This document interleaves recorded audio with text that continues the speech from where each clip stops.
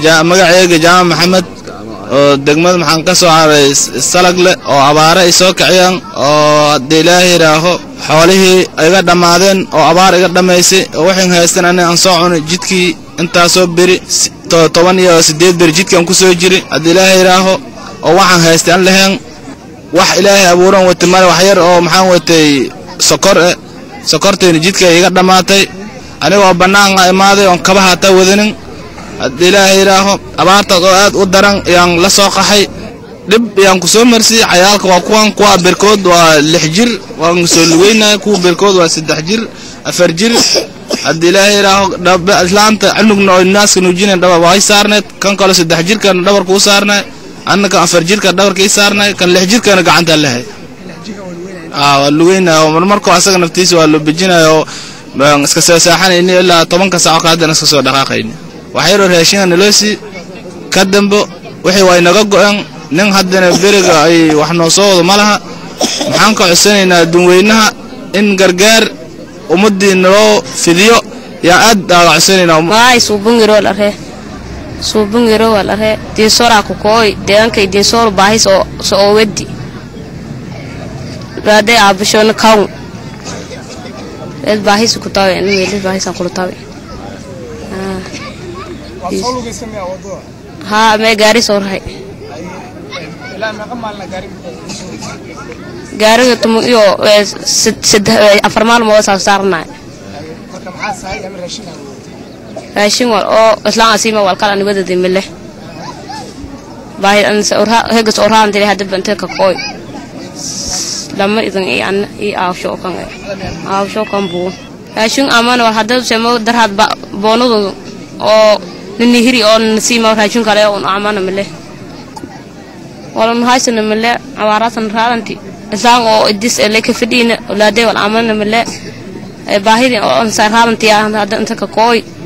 ليس أساء وقالت أحمد محمد دور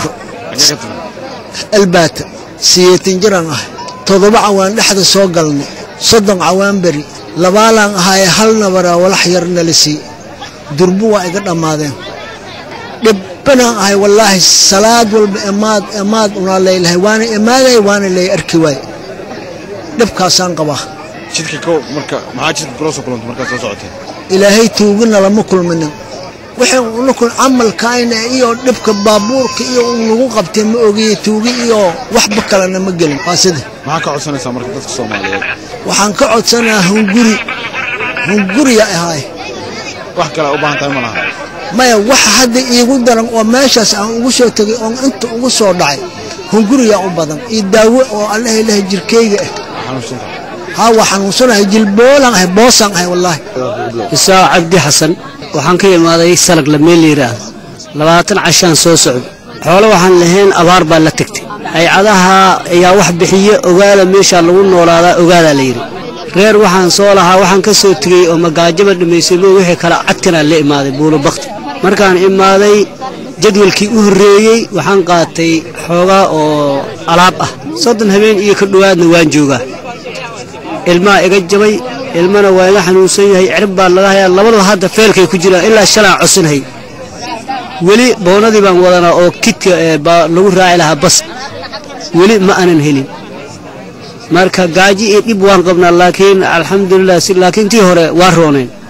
لكن هذا مالمان وين وهره مات واسده هذا حقيقة دقنتي هذا بولو بختي بان دقن بولو بختي دقن قولي أنا كده سنة قولنا ما قبنا قولي ولا على مدن أديكو باع كليان كجرا عنا حي كيشان يا عنا حي كيشان عنا دميا وان قالنا يمرن مالك هرك كوزان إيماني من أنت وحكال كذا شيء وحبا ما أنا نهدي بي ما يشان بينا وينو يريهن بهاش اللي يرهدو محي هيد مدن مسقش وينو يرتهي شيال بدن أن ربنا أن ولي هلين باجرت علم هيسون وانو يريهي هل كمان اسمه تقدر اللي اسكت لها أنا فنقل أنا وين أنا كائباي تندنا مهلين مركز شيال بدن أباهن هي باجر كارنا ولي مهلين qaxootigan meesha farfadhiya waxay u badan yihiin haween wata ciyaal yaryar hooyo walbaaba waxay wadataa 4 ilaa 5 ciyaal ah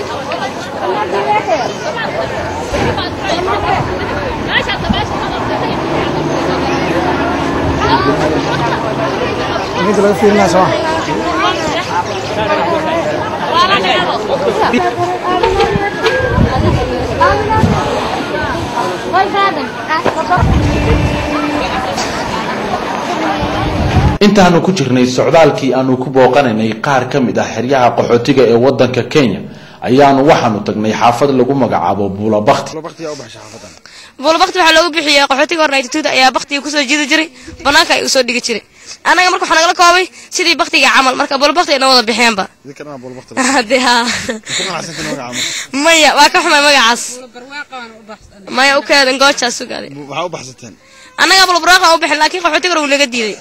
Buulabakti macna way ka xunyiin anaga qaxootiga marka nahay bishooda aan degnay xoolii meesha ku xaysan laan aan ka degnay ayagana waa ogtahay bahweyn bahir uma roono waa bahdi naga soo horeysay marka waa ka xuna dhibka maanta neesta waxaan jecelahay dadweynaha degdeg nagu soo caawiyaa insha Allah adinkana mahadsantiin xaafadan oo gabi ahaanteeduba ka samaysan buushash cooshada ah intii aanu joognay xaafada ay ku soo qaxeen kumanaanka barakacayaasha ay Buulabakti ayaanu waxaanu gaarnay isbitaal ay leedahay takhaatiirta aan xuduudka lahayn ee loo yaqaan MSF isbitaalka waxa ku dhex arkaysaa ciyaal yar yar oo caafimaadkoodu aad u liito kuwaas oo lagala soo cararay dalka Soomaaliya xerada qaxootiga ee Buulabakti waxa ku arkaysaa guryo cooshada ka samaysan kuwaas oo ay wada degan yihiin halkii guriba ilaa iyo 4 qoys ان idinku ma dhulka saxatan habeenkii dhulka saxana wax busto ilmaha ciyaalka sanka ugu badiyo dhibkeeda habeenkii ma bari galaan oo hurdida way ka tageen busto ma qabna wax aan qabna ma laha oo joodari ma qabna oo sariir ma qabna dhib weyn baa inta nagu sugan ان marka ilaa imse qof ku saxatan gurigan hada ku jirno waxaan ku saxanaa 3 iyo 4 qoys 3 iyo 4 qoys ba ku saxatan dadkii qoysaskii kale hadda xagee bay jiraan qoysaska kale hadda kaardoon ay jiraan waa gurigan hata 4 qoys isku barid kan 4 qoys isku barid idinka kaarkii qaxootiga wali ma heshaan hadda waa helnay laakiin qoys badan oo helena narajiif marka helnayna ma naga dhicin dhibaatada naga ma dhicin oo gogoshi ilmihi kaada dhila dirig bay ku leedahay joodari ma haysana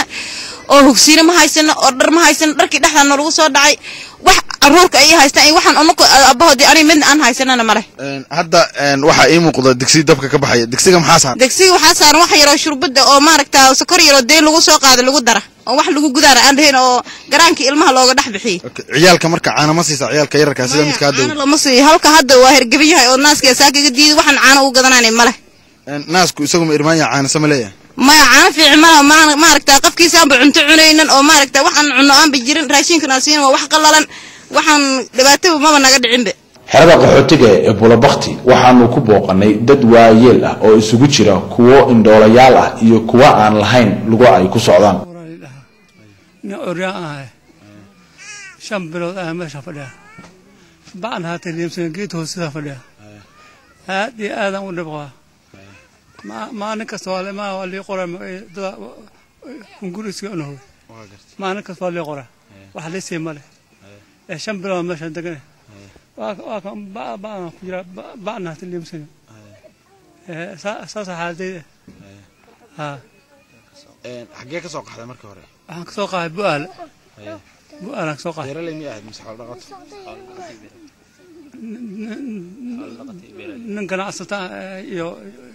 وها مركب تخترع هي شغل سان نقول معاك عريانتك دبل أي أمرت هذا ما صعتها ما سأكر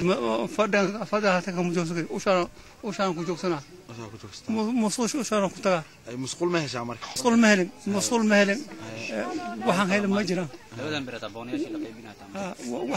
وحن هاي سمجرى واحد دي وريان ما هت ذاتك مشاهد إنه واحد يترمل أنا وباهن عمنا واه سيدا أو هذا أنت وليد كان أجي قريه الدور كل قصاب قري سيدا يقصر سريه وحلوها بقالوان أيوة هو مكرستان ولا حنقو هذا مقام مدلنك كسوق قادنا ولا maxaa ka codsanaysaa dadka ku daawanaya aniga waxaan ka codsanaa wax la cuno wax la guntado wax aqal ku dhis beer dhaqataan loo aan qabni beeraan qabni xoolihi waa naga dhamaadeen waxaan qaadnaan wayn wax cunaan wayn halkan markaad timaadeen maxaa kala kulantaan wax faa'iido weyn oo kala kulana meel dhulkaan aan ku barinaa gurigaana degantaadu yaa kula seexda aniga ana yarko okay waxaad cuntid ma heshaa wax dhab lama haashan biyo iyo musqulo ma heshaan biyo waa haysana musqulo ma haashan banaanka aadan maxaa ka codsanaysaa dadka ku daawanaya inna kaalmeeyaan oo guri noola dhisa ibka ku haysta ka waran meesha ka timid waxaan ka imaaday juwaari madira waxaad ilaahay u inta ku haysto mari guri marihi musqul marihi banaankaana la joogaa caruur wax ma kasta oo ilaahay waa ku roon yahay waxa oo si bukaan haystaa wax ma kastaan haystaa dib iyo rafaad iyo busto kulli waa yahay cunno aad cuntaan ma heshaan cunto maalinka waa wax dhan dhaxliisi maalintii intee maxaa cuntaan maalinta ma oo hadda haweenkii waxa dhinaxo ilaahay waa ku roon yahay oo yar oo nafta ku celis nafta celis in nool soo gurmado wax nala si lana nooleen rabnaa nolol meeshaasaan ugu imaan intii aanu ku sugnayn xerada qaxootiga ee Dadaab ayaa waxaa soo gaaray xerada wafdi ka socday dawladda Bahrain kuwaasi oo uu hogaaminayo gudoomiye ku-xigeenka baarlamaanka dalka Kenya mudane Faarax Macalin iyagoo halkaasina soo gaarsiiyay deeq raashin waxaan inta joognaa maanta waxa weeyaan xariyihii Dadaabkiya loo qaxootiga xara kamid oo ifo waxaana la soconnaa niman muxsiniin oo Bahrain ka imaadeen oo Sheekh Naasir nin la dhaho oo madax u yahay iyo Sheekh Marzuuq iyo Sheekh Hassan Bukhawa waana niman iyaga isxilqaamay oo markay arkeen dhibaatada inta ka jirta u imaadeen inay kaalmeeyaan walaalahood oo soo barakacay oo gaajo iyo macluul iyo rafaad aad uga muuqda marka iyagana waan u mahad celinaynaa dhibka ka jira meeshan qaxootigana dhib yar oo fudud ma aha waa dhib aad iyo aad u ballaaran marka waxaan isleenahay aan dadka oo dhan oo adduunka Soomaali meel ay joogto dhanbo muxsiniinta muslimiinta meel ay joogaan adduunweynaha oo dhanbo in loo soo gurmado dhibaatada inay ku dhacday sanadkan Soomaaliya iyo maxay ahayd gobolka waqooyi bari asagana oo abaaro xun ay ku habsadeen dadkii deganaa dhibaato aanana soo marin 60 sano horteed aan maanta ku jirnaa marka iyagana waan u mahad celinaynaa adduunweynahana waxaan leenahay inuu soo gurmado gargaarka maanta ay keeneen oo iyagu un jeebkooda ka keeneen waa 80 tan oo cunno ah 84 tan oo cunno ah iyo maxay ahayd dhar iyo waxyaabo kale oo la mid ah laakiin waa bilaawi ilaa iyo container badan bay soo wadaan oo iyagana ma aragtay cunno iyo isugu jiraan cunno kala duwan iyo waxyaabo kale marka muhiimadda waxa weeyaan waxay weyn ay ka qaban karaan nin iyo laba muxsiniin ama jirto sidoo kale xeryaha qaxootiga ayaa waxaa soo gaara deeqo uga kala yimid dalalka caalamka iyo waliba dadka Soomaalida ah ee ku dhaqan qurbaha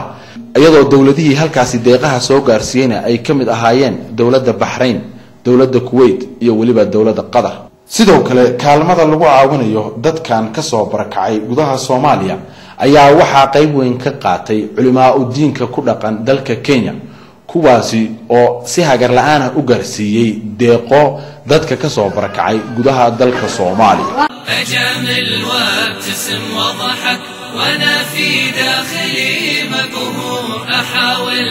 أكتم أحزاني ورا صدري وأخبيها أجمل وابتسم وضحك وأنا في داخلي مقهور أحاول أكتم أحزاني ورا صدري وأخبيها واتهاي داوديال barnaamijkeeni gaarka ah ee aanu ku eegnay dhibaatada ka taagan xeryaha qaxootiga ee wadanka Kenya intaas ayaan jecelnahay inaan ku soo afmeerno barnaamijkan waxa in la socodsiinaya anigoo calula dhanka kaamiradu waa Faysal Casir والسلام عليكم ورحمة الله وبركاته أجمل وابتسم وضحك وأنا في داخلي